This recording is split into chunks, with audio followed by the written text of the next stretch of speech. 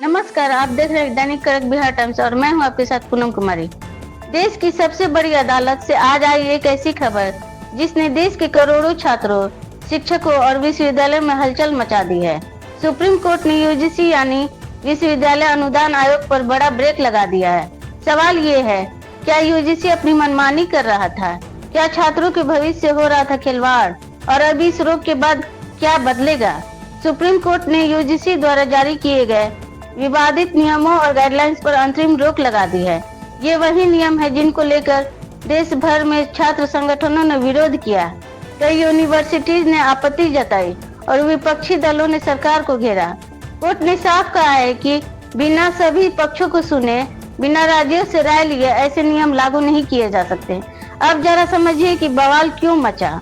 UGC ने हाल ही में ऐसे नियम जारी किए थे जिनमें कुलपति और प्रोफेसर की नियुक्ति, विश्वविद्यालयों की स्वायत्तता, छात्रों के आरक्षण और प्रवेश प्रक्रिया जैसे अहम मुद्दे शामिल थे।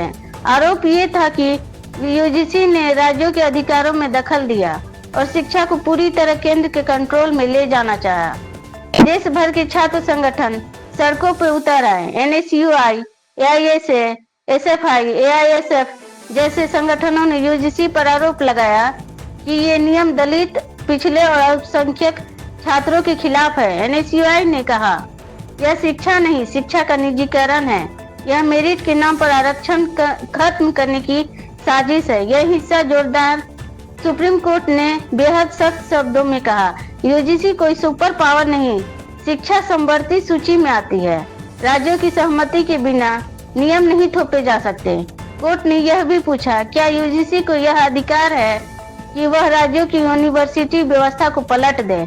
इस फैसले के बाद केंद्र सरकार की मुश्किलें बढ़ गई है। विपक्ष ने सीधा हमला बोल दिया है।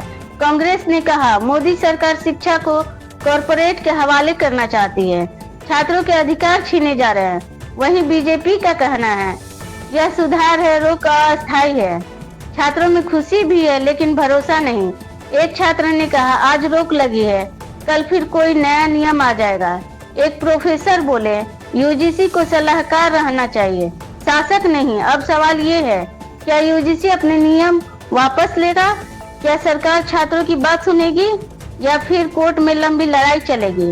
सुप्रीम कोर्ट ने साफ किया है कि अंतिम फैसला आने तक ये नियम लागू नहीं होंगे। आज सुप्रीम कोर्ट ने सिर्फ यूजीसी को नहीं रोका है बल्कि छात्रों की आवाज को ताकत दी है। लेकिन असली लड़ाई अभी बाकी है। शिक्षा सुधार के नाम पर मनमानी नहीं चलेगी।